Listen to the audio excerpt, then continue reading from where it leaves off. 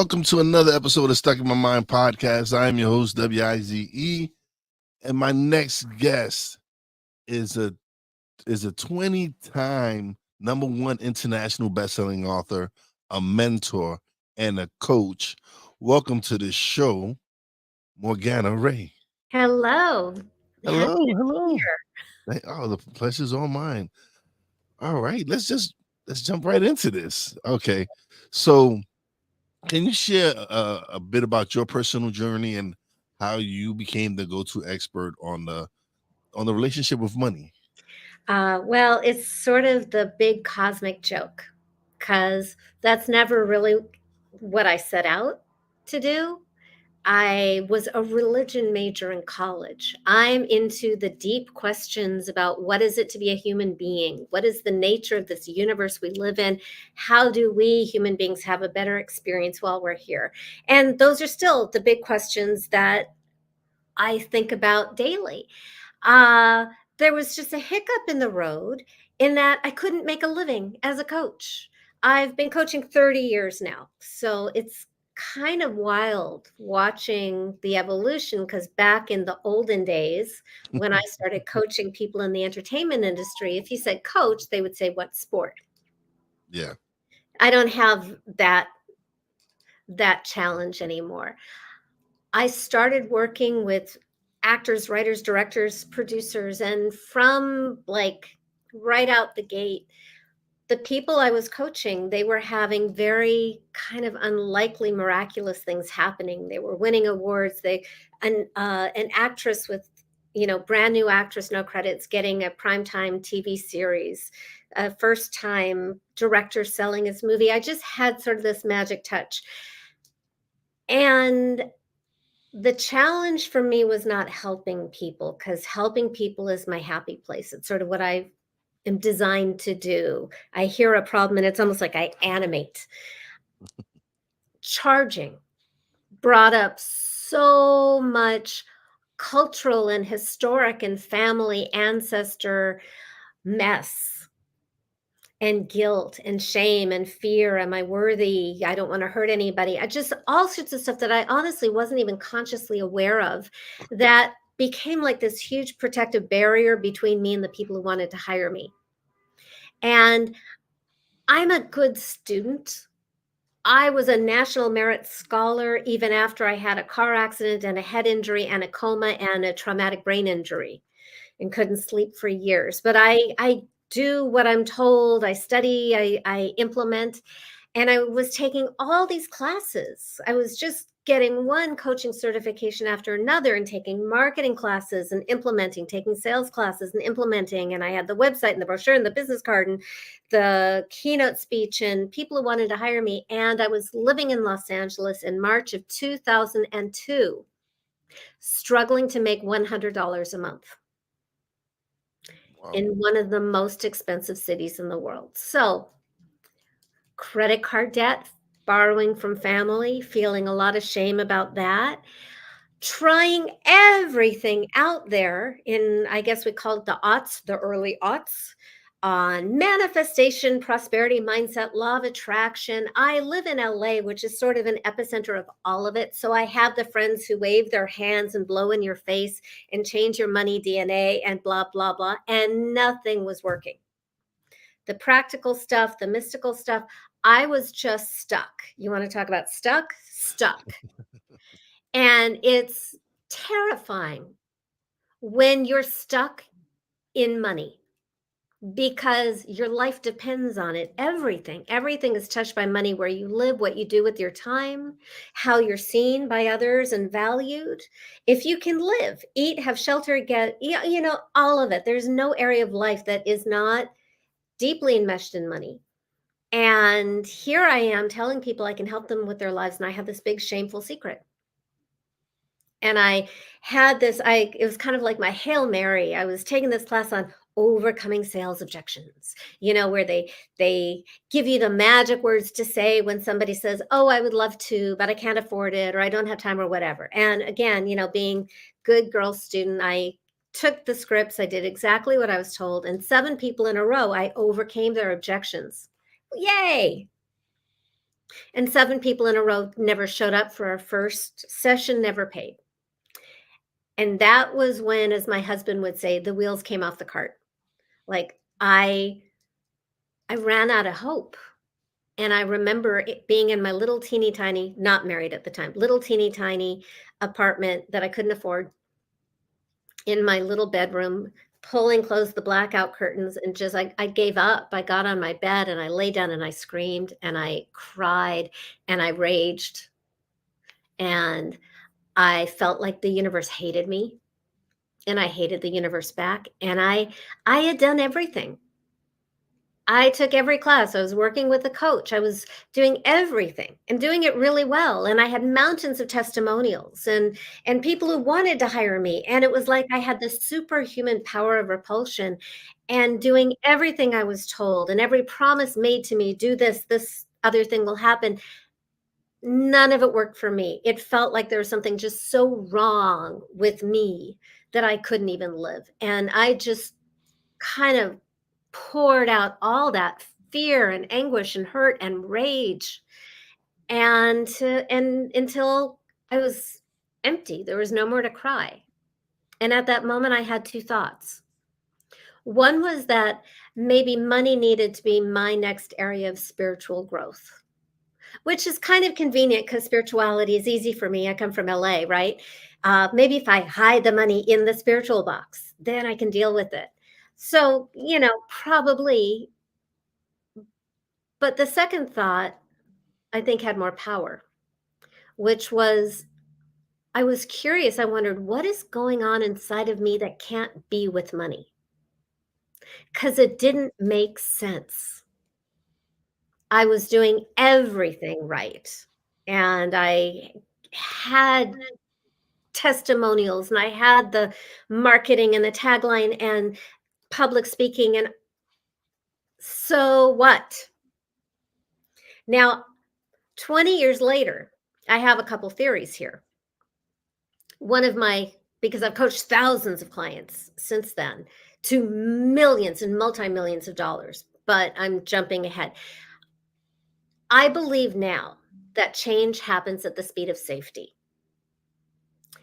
If change isn't happening, something isn't safe. So when I asked myself, why can't I be with money? It was like I was on the precipice of finding this out. And it really broke open the next day when I had a call with my coach.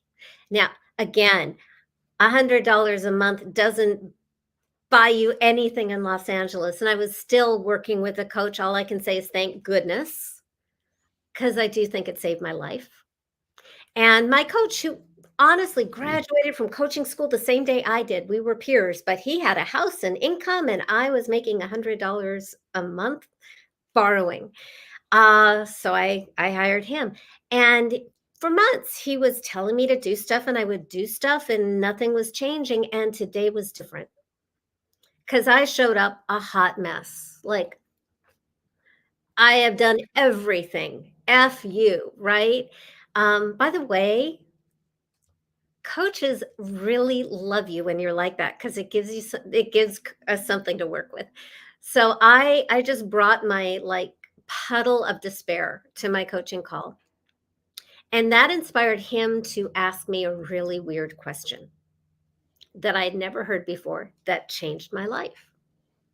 He asked me, if your money was a person, who would your money be? And I never thought of money that way. But in that moment that he asked me, I saw who my money was in that moment.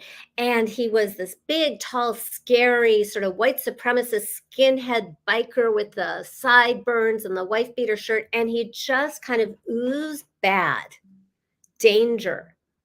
And I had this moment of imagining myself at a live event with this guy.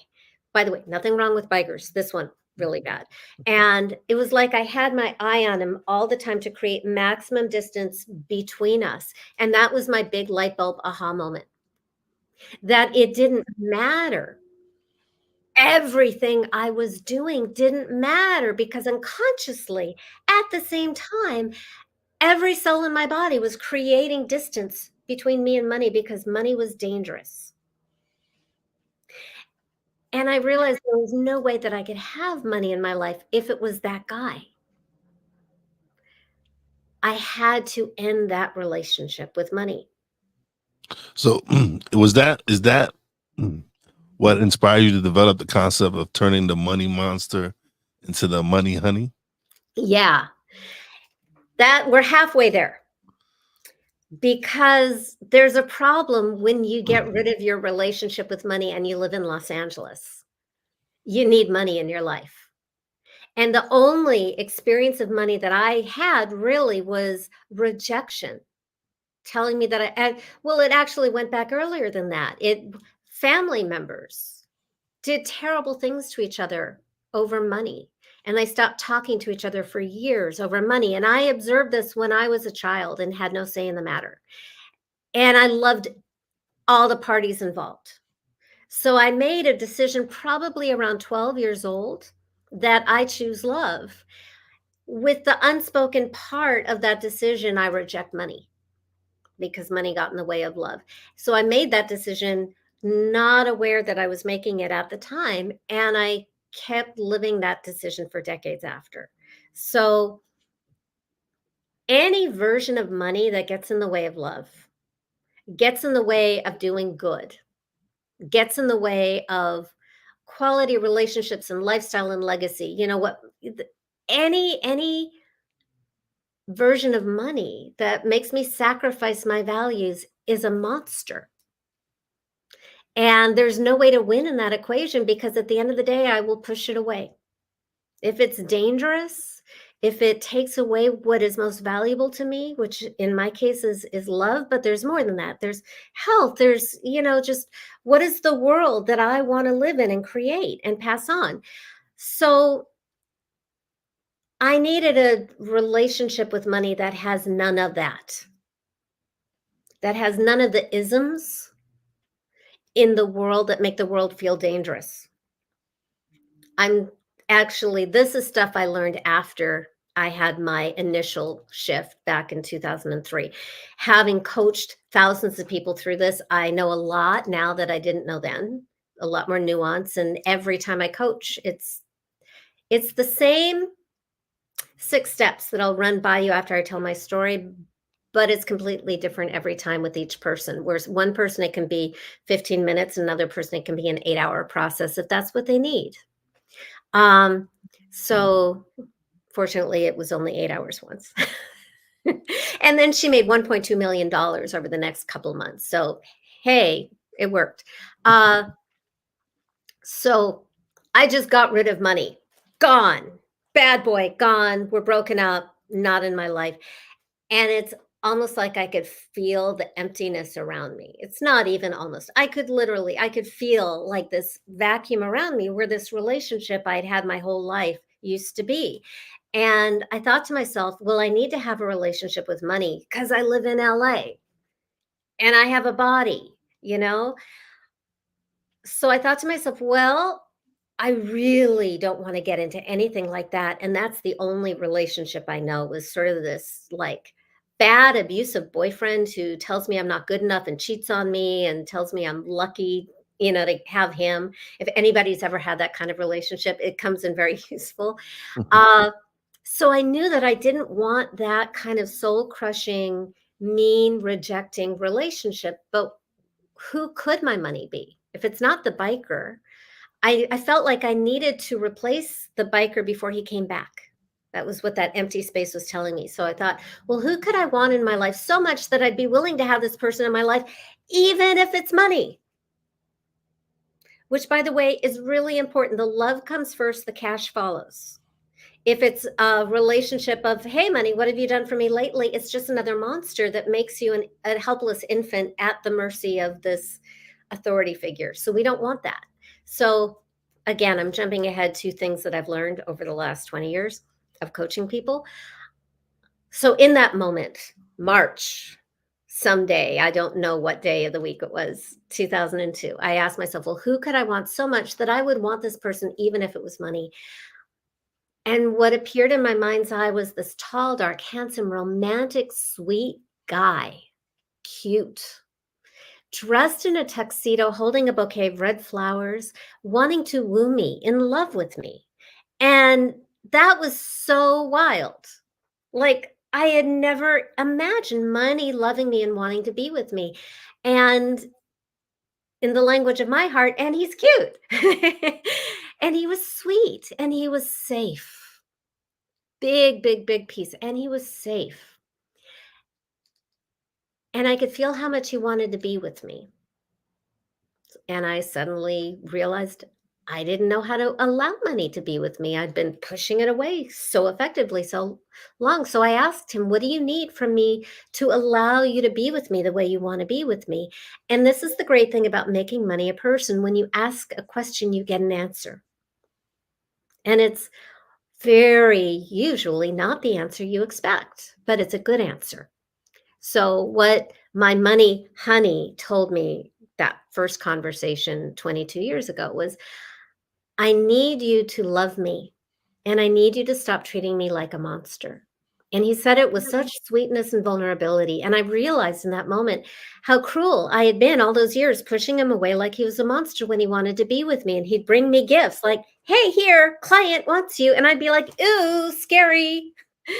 When they would ask me what I would charge, I would get all uncomfortable, and they didn't know what was going on inside of me. But it's almost like you could smell that there was this big, stinky monster, and they would respond to that.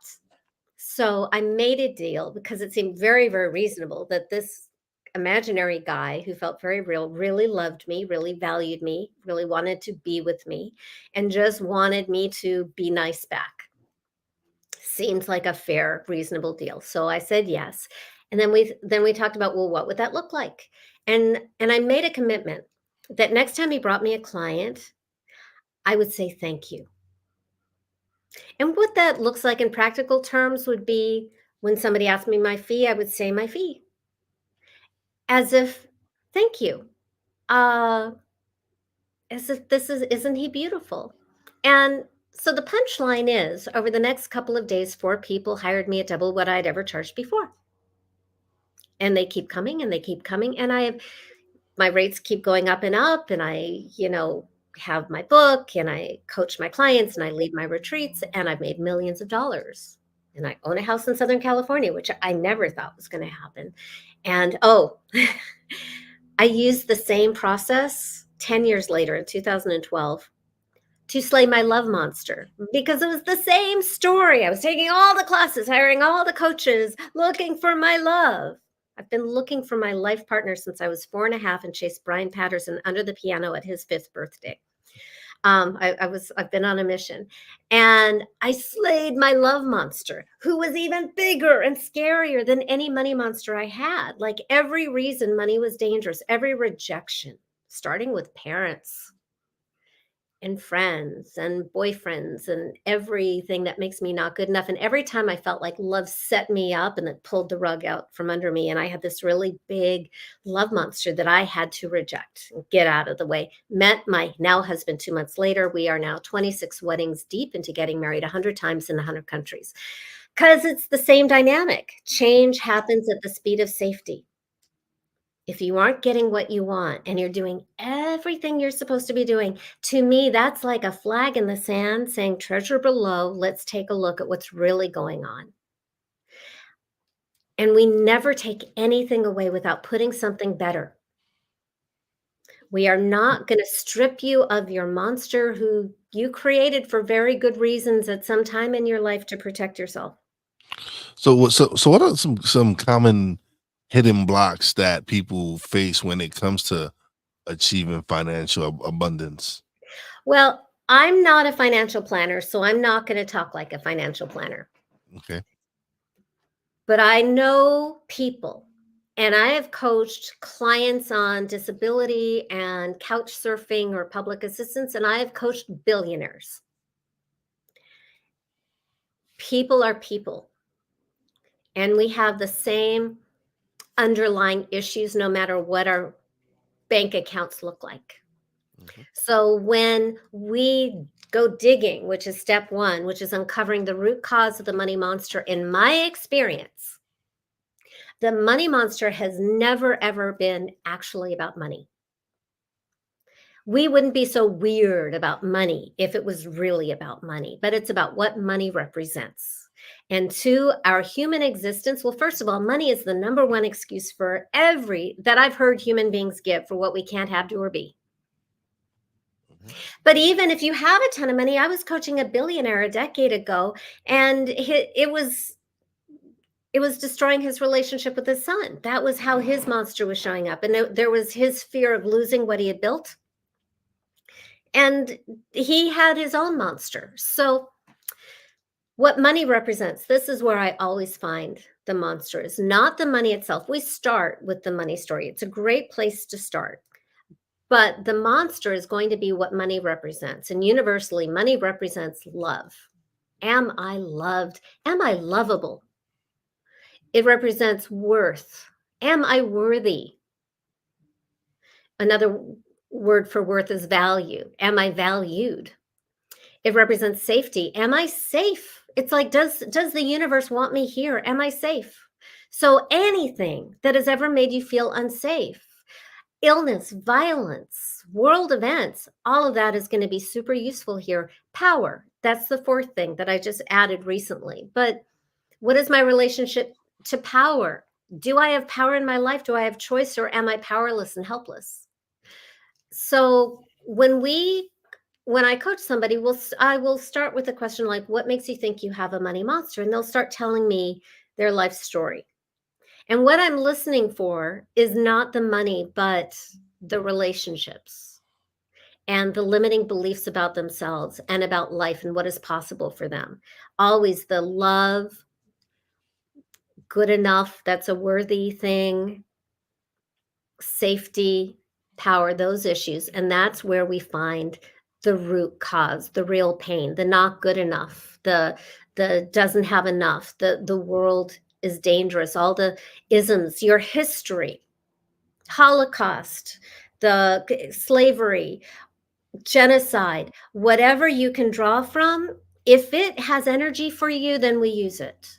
But I really want to focus on the stuff that is very personal to you to create a state of almost like, wow, the universe is really picking on me personally, is a very powerful experience. I know that my peers in the coaching world, a lot of my peers are very, very into positive thinking, high vibes only. If that works for you, do what works for you. Absolutely. But I also know that human beings have terrible experiences as part of our full tapestry of life experience. And we have victim experiences, and we have shames and failures and things that we beat ourselves up with. And I want to say that we get to make those experiences very useful and sources of your empowerment and your transformation, that you've paid the price already by going through the experience, and we don't need to repeat that experience, but we get to use it. It's like a slingshot. We're going in.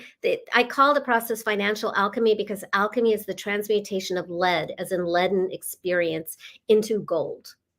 So we're like a slingshot. We're going into the lead experience, the first step of alchemy, to create that tension like a slingshot, to create that leverage, the energy, lighting up your neurology so we can rewire your brain and catapult you to where we want you to be. And this is not an intellectual exercise. This does not work in neutral. It is a full body, real experience. You Okay. don't have to cry, but you get extra points. So that's step number one, is uncovering the root cause and really, really feeling it, to get that light up of your neurology and that neuroplasticity so we can really scratch the record and lay down a new track. And then step number two is the weirdest. We give personhood to everything wrong in the world, everything wrong in your world. We make it really bad, all bad. And spoiler alert, it can't be you and it can't be your parents. So no matter what terrible thing you've done or believe about yourself, put those words in the mouth of your monster. Whatever your parents have done, make the monster the puppeteer, because in step number three, you're going to kill the monster without killing yourself or your parents. Okay. Killing yourself and killing parents is not a healthy life practice. But you get to destroy the monster. And this is what I found now that my clients are making millions of dollars. I'm kind of giving you the cliff notes on what makes this work really well. There comes a point where you're looking at yourself and the monster, and only one of you gets to survive, because if the monster gets to continue the way it is, it will destroy your life and you will lose everything and you will just die a horrible death if the monster gets its way. So you get to choose. You are the monster, and you get to choose what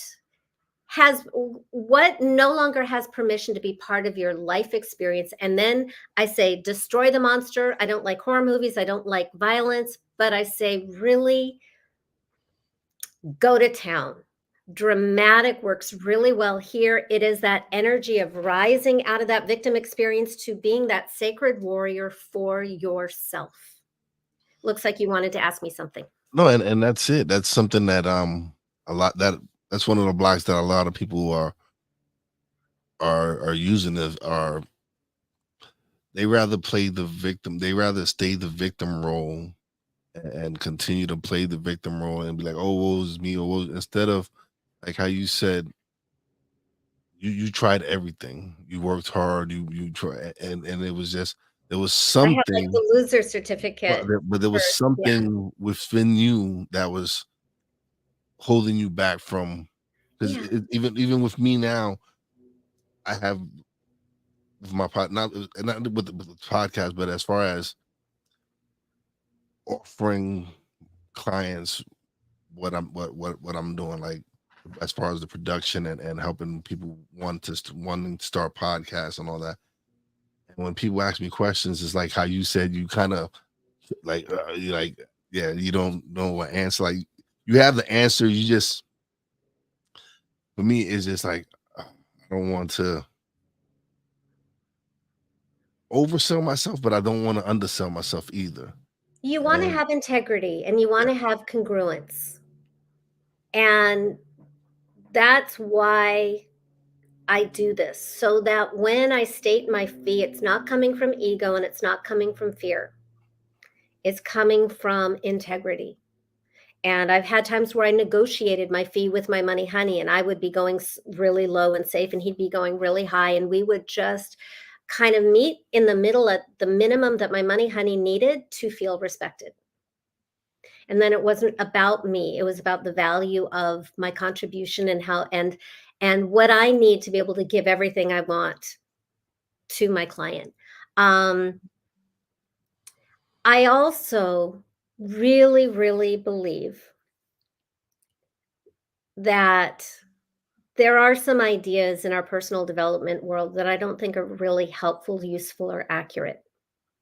I don't believe that you are your worst enemy. That does not make any sense at all. There's a prime directive, which is to protect the host. You are always your best friend. Sometimes you just do a really, really bad job at it. Just protecting yourself from what you want, and that might even kill you. But it's coming from this incredibly loving, well-intentioned place. So when you say you're stuck in the victim experience, it's protection.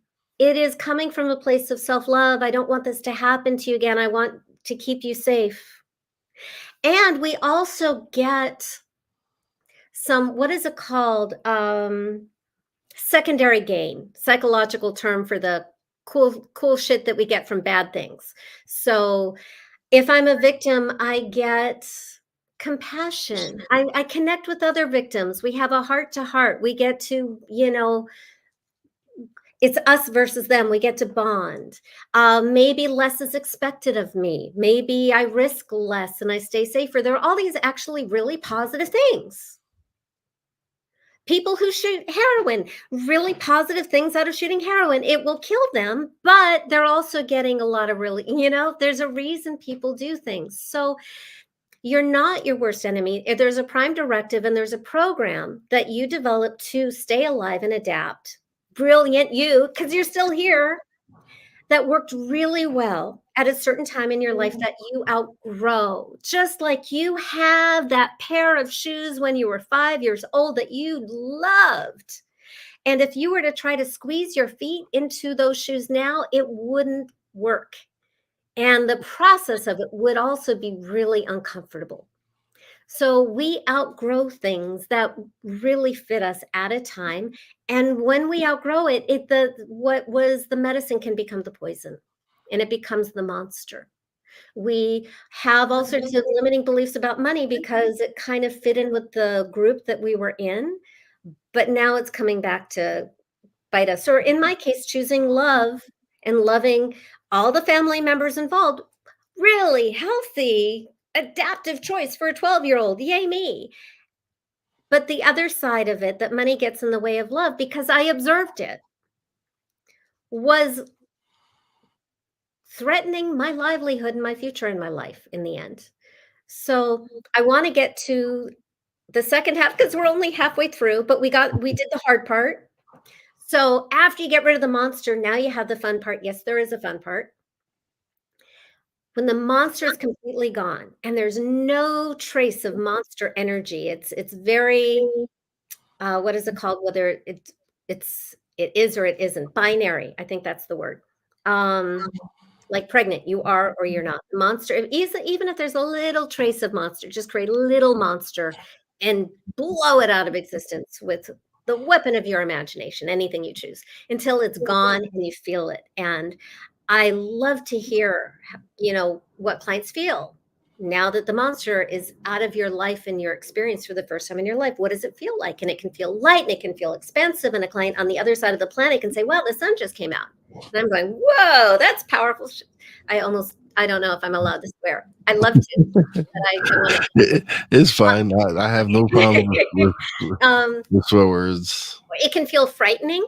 It can feel empty. It can feel all sorts of things. It just needs to feel different. And then we go to the fun part. There are 6 steps. The first one was uncover the root cause. The second one was personify the root cause and make it your monster. And the third cause is to annihilate the monster by any means necessary, your imagination. Now we get to meet the money honey. When the monster is gone, all that remains is love. Your new relationship with money is going to feel like love. Usually, I find a lover archetype works best. It is not necessary. And I also have coached a lot of clients who have like histories of sexual abuse. And it's like, you don't have to go there. Your money honey, I like to call it your money honey, will respect your boundaries. But there's a juiciness of romantic love, of fun, and kind of expansive, life affirming feeling of that kind of relationship, which I find really juicy and lucrative. So whatever your person that we're going to call money is will feel like love. And honestly, full disclosure, this is your new relationship with life. Your new relationship with yourself and life. I find it useful to call it money because money is that area of life that we fight with so much, that needs our love and healing so much. So you meet your money honey. That's step 4. And a couple of rules. Your money honey loves you more than anybody in the world and chooses you and feels safe. And also, you have to want a relationship with this person. If you don't, slay a little monster and come back and try again. It's okay. 5, now that you've met your money honey, now you get to have a conversation. And I invite you to steal my opening question because it worked. What do you need from me to allow you to be with me? This does not mean, what do you need from me to love me? It is not, because I got feedback from a reader of my book that her women's group was like working with my book and they thought this was patriarchal. I am, a daughter of feminists. I am a proud feminist. I am smashing the patriarchy. No, that's not this dynamic. You have the body, you have the power, and your money honey can be any gender. It doesn't matter, he, she, they, whatever lights you up.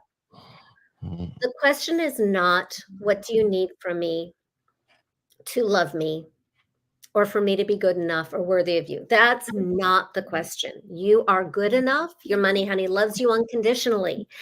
But presence in any relationship is conditional. You have the power to push money away by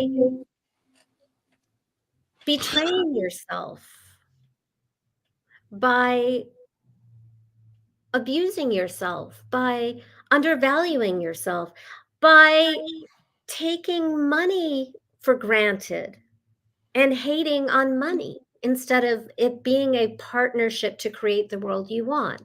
Those things will push money away. Sometimes we get complacent, unconscious because we're human. And it's hard enough to keep a relationship with a real human being going. Imagine keeping a relationship with a disembodied imaginary best buddy, lover, partner going. It takes intention to journal or walk or talk or however you stay in touch day to day to day. So I like the question, what do you need from me to allow you to be with me? Because the presupposition is your money, honey, desperately wants to be with you in as big a way as possible beyond your imaginings. Your money, honey, loves you and wants to be with you, but you have the body. You are the driver in this relationship. You have the power always. We do not give our power away to our money, honey fairy because that becomes another monster that makes us helpless. You have the body, you have the power, but you can have conversations and get great information back. So, what do you need from me so that you can be with me the way you desire to be with me? And then listen. And sometimes the answer will come in so quick and quiet that you can pretend you didn't hear it.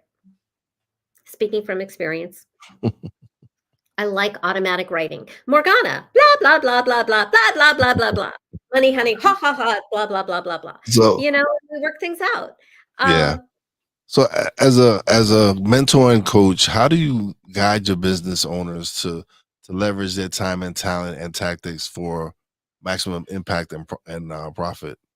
mm, it totally depends on the individual. There's one more step I just want to share. The last step is action because action is magical. You have a body, and this is how you take this ethereal stuff and put it into you. If you want real world results, you take action, and it doesn't have to be on the nose. It doesn't even have to be about making money, but it has to be something that when you throw it out there to your money honey lights up like a firework and goes yes, and then you do it. I just got off a Zoom this morning with a client whose money honey wanted her to put on lingerie, and she was struggling and struggling and struggling to make her sales quota, and she was fighting with her money honey and he kept telling her to relax, and she didn't want to. By the way, no woman wants to be told to relax by a man or by her money honey. And it was coming to the close of the period, and he said, you never put on the lingerie that you committed to me. So she put on the lingerie, and then her imaginary money honey said, "And I want you to put on some makeup too and put some effort. If you want me to be invested in the relationship, I want you to be invested in the relationship." So she did that. That's when all the orders came in. Weird, not standard business coaching, but there's something about keeping your word. And sometimes you do need to loosen up and relax because the fear can hold the flow away. It's like a relationship. If you chase something, it runs.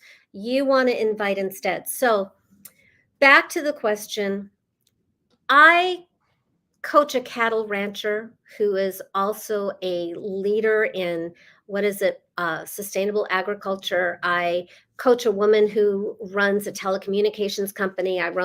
Coach a person who owns a big data company. I run out of all the different kinds. I forget all the different industries that I coach people in.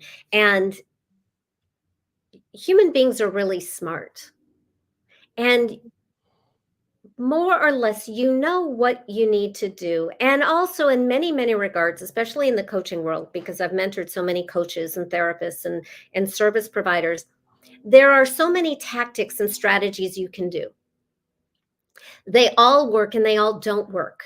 At a certain point, it really doesn't matter. What you want to find is what works for you.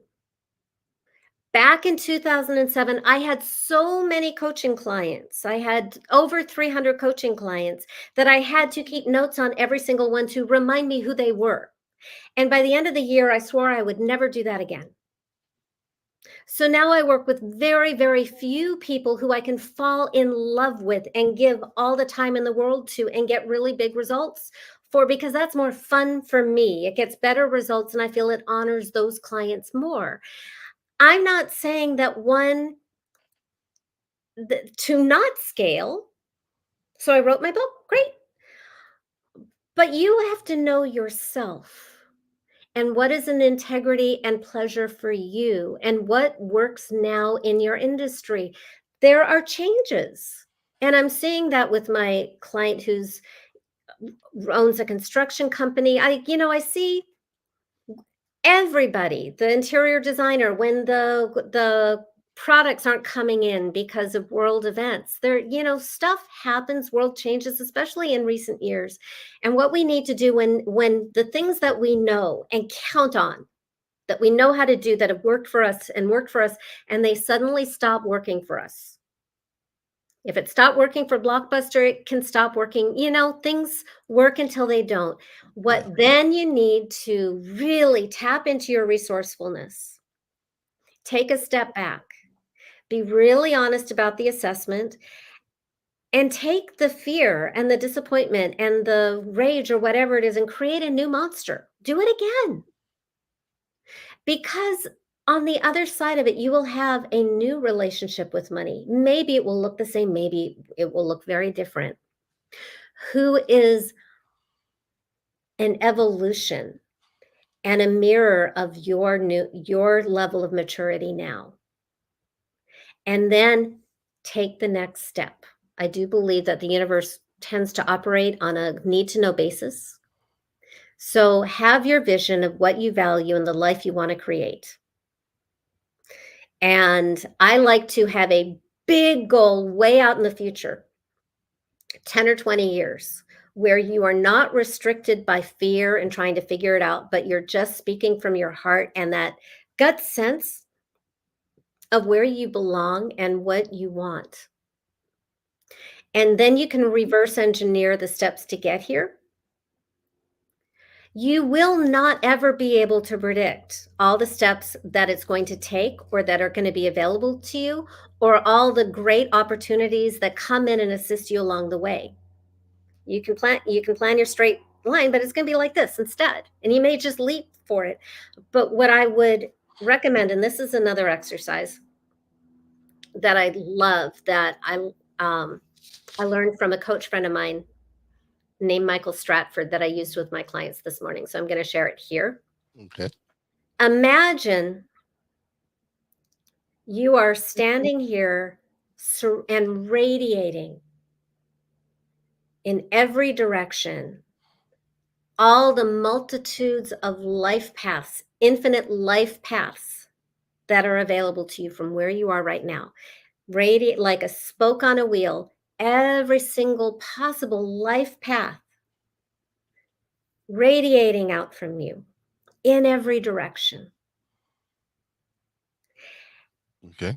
And there's a life path that is more user-friendly. And just allow that life path to reveal itself to you, to light up in a special color. Just feel the life path that is more user-friendly. And notice that it lights up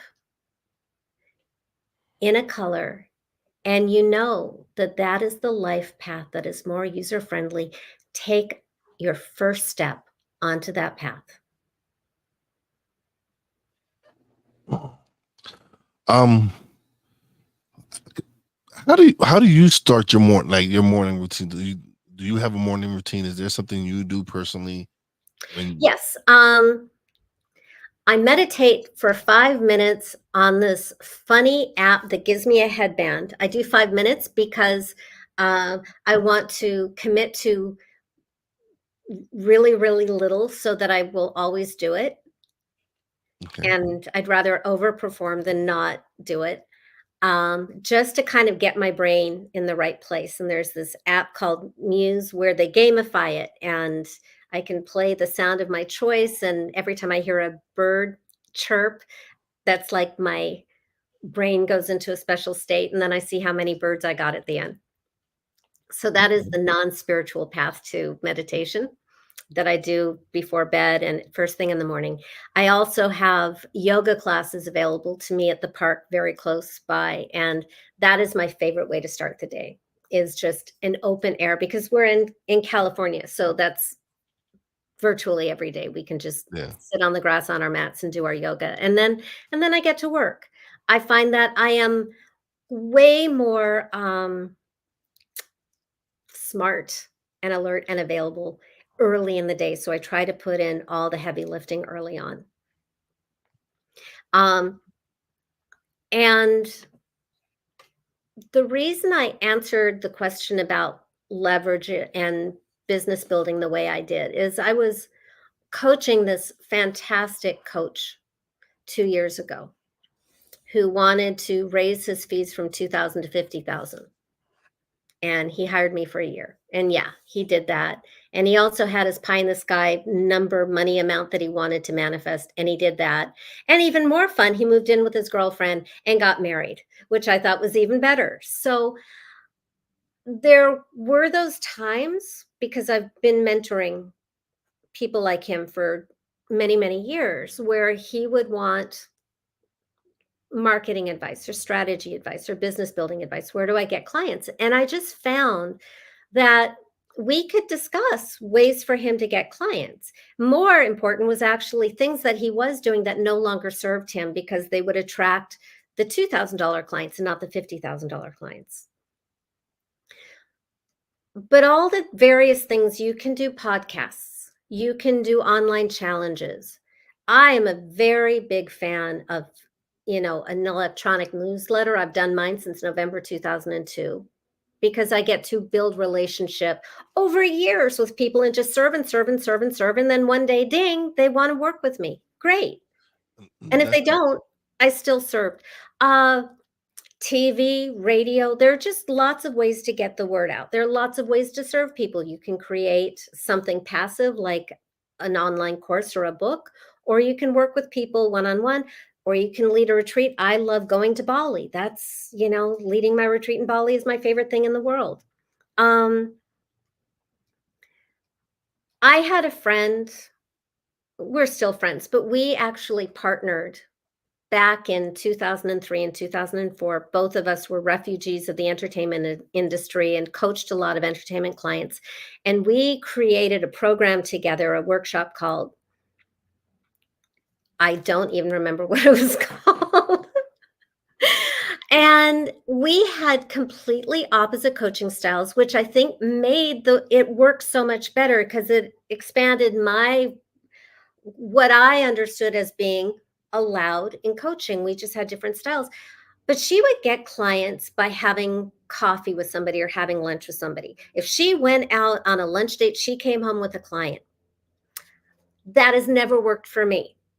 Doesn't mean it's wrong. It just means that I will pour my heart out. I might go home with a best friend, but I don't go home with a paying client that way. It works for her, doesn't work for me. So I can tell you what I do.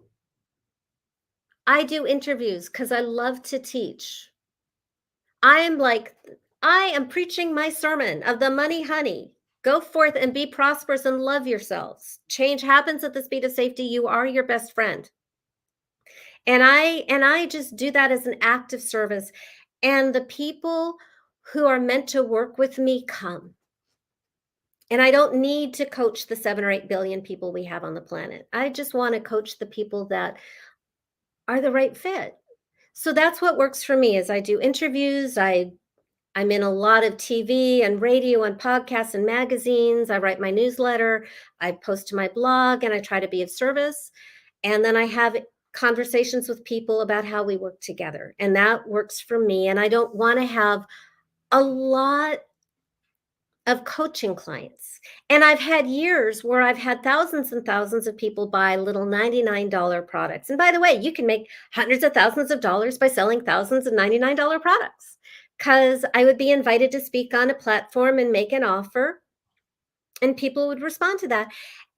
What I have found for myself, what is nice about running sort of like a small business in a tight ship without a lot of employees, although I've coached clients who are coaches who have dozens of employees, and that's good too, if that's what you want.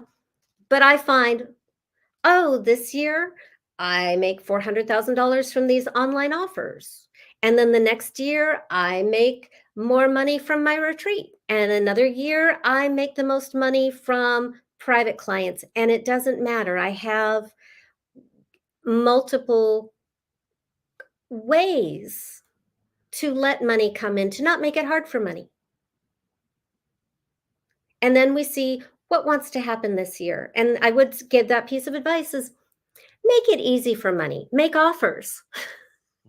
Make offers. That makes it easy for money. My book, and this is a tiny, tiny, like low budget offer in the scale of what I offer, available on Amazon. It is a self-coaching system because I get letters from people who use the book and have huge breakthroughs without me having to do the heavy lifting. One of my all-time favorite clients had her first $250,000 sales month doing the book on her own, her second year using the book, because it's got also the second half is the manifestation journal. She had her first $250,000 sales month before she ever hired me. She hired me. I coached her for a year. She bought the company she was making the sales for. So having the book out there means that I can charge what I want to charge without guilt, because everybody has the choice of how they want to get their transformation. I give away the whole process and all the secrets that I can think of on this podcast, because I want people to have a transformation wherever you are. And by the way, the people who have a breakthrough from the free stuff make the best clients later on. So I'm not a big one for coming from a place of scarcity and, oh my God, I shared this on page 33, so you have to get the book to get page. Nah, I will tell you everything and hold nothing back that I can get out, that I can vomit out in the time we have. Also, with the understanding that you're not going to pick up and understand to my level of understanding the nuances and the traps and the solutions that come with the process. I try to point them out, but human beings are endlessly innovative, inventive, resourceful at coming up with obstacles I've never encountered before. And that keeps me awake and develops the material and makes it richer and better for the people who follow. So make offers, whatever you're doing, because it makes it easier for money to come in. And talk to your money honey. And don't try to be anybody else. Don't hire the person who says, do what I did. I will tell you why I say that. Because I have spent hundreds of thousands of dollars hiring the people who say, do what I did, and I do what they did, and it doesn't work for me because I'm not them. The purpose of coaching and the purpose of living is to find out what works for you. What is your user-friendly path? What is your unique contribution? What is your weirdness? I like to say your wealth is in your weirdness. Like, I lay out my spectacular financial failure for everybody to see. And I can laugh about it now, but I wasn't at the time. And I don't have any shame about it, because I really just want you to, I want you to feel permission to be yourself, your full self, not just your happy, high vibe, good behavior self. If you're going to have dark nights of the soul, which I think every human being does, I want you to have a tool to use it for your own empowerment. Because yeah, sometimes it does feel like when we're so depressed, you don't even have the energy to want to not be depressed. It's not even there. And sometimes you really need outside help to get out of that. Oh man, But it I was. don't want to make Oh, no, I'm those sorry. Go ahead. experiences wrong. Yeah. I'm sorry, go ahead. Oh no, it was. So recently, I buried my mom. Right. Um, we buried her in February 17th, so it's still fresh. So today was an emotional morning for me. It was just one of those mornings where I just kept thinking of her, and it was just one of those moments where I was a blubbering idiot all morning, and like it was just one of those mornings that I just felt very emotional and just kept Yeah. thinking about her, and it was something that I just had to let out. It was Yeah. just this. It was an emotion that I just had to let go, and and and it kind of made my day go by easier, just being able to just let it out. Grief is love. Yeah. How blessed are we to have somebody worthy of our grief? Somebody, that's really all grief is just love. Um, and I think hurt is a love that hasn't been received or reciprocated, you know? It's I you want to express love and you get hurt back. And I think that's the root cause of all monsters. And we think that we're uniquely wrong and defective, and we see everybody else's Instagram. And I just really want you to know that all that human experience is sacred and precious. It is what humanizes us so that we can respect the human experience of other people and be helpful. It gives us compassion. If we didn't have that vulnerability, if we hadn't had our failures, I think we'd be monsters because we would just judge other people who don't have it easy like us. And we need those experiences to soften us so that we can really fulfill our purpose to heal each other and help each other, because that's why we're here. Yeah. Oh man, this has been great. Oh, time has flown, has gone by. But now we've come to the show where you're gonna get the solo screen, and you get to let everybody know where they can find you, your website, where they can get the book, everything. Okay. Come to me at morganarae.com, where you will get a free money magnetic video series to guide you through the steps of turning your money from a monster of scarcity into a honey of abundance who loves you. So go there for the free 4-part video series. I also have my money love quiz, which is a way for you to just see where you're strong and see where your monster comes from and get my curated suggestions on what is a good next step for you based on where you are. I always include free stuff, and I have all of my blog posts. The best thing you can do if you're ready to take a really big step forward is to get my book, Financial Alchemy: 12 Months of Magic and Manifestation, available to you on Amazon. You can find the link on my website. And even better is, big secret, if you go to my website and you go to the book page, buy the book on Amazon, come back to the book page, enter your name, email address, and your receipt number, and you will get a 2-hour Q&A call that I am best when I am responding to a problem. So all these people, hundreds of people bought my book, and they're doing the book and they have questions like, can my money honey be a werewolf? Is stuff I hadn't heard before. And having trouble slaying their monster, whatever it is.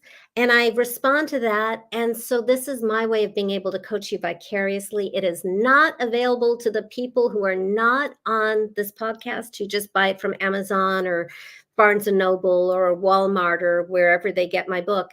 But because you're here, to come back to the book or come back to my website, go to the book page and get the bonus Q&A.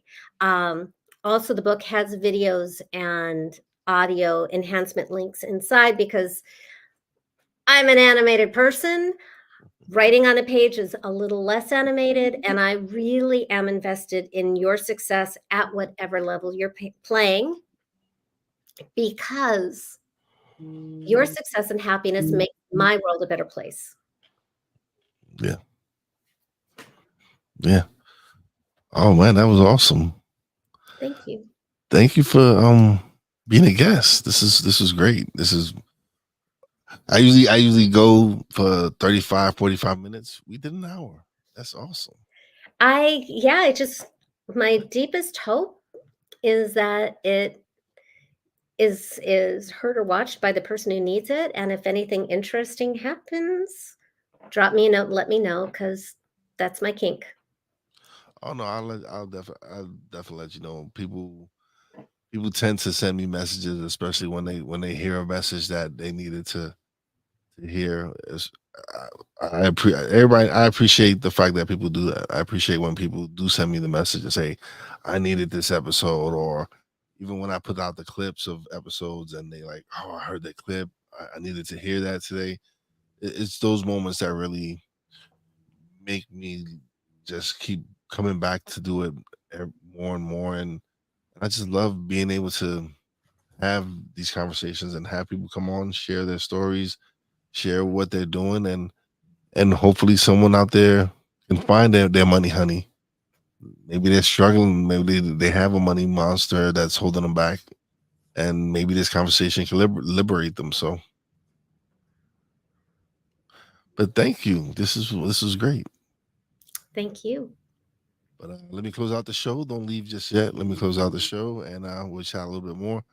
But once again, thank you for being such a wonderful guest. All right. It is time for shout outs. Big shout out to everybody in the chat. Big Clock, thank you. I'm doing well, brother. I appreciate you checking up on me. Tony, what's going on, my brother? Thank you for stopping by, leaving a message. Greatly appreciated. Mickey, what's going on, Mickey? How you doing? He says hi to me and Morgana. We're both doing well. Thank you for stopping by and showing some love, Mickey. Facebook user, that's either Marcus or Corrado.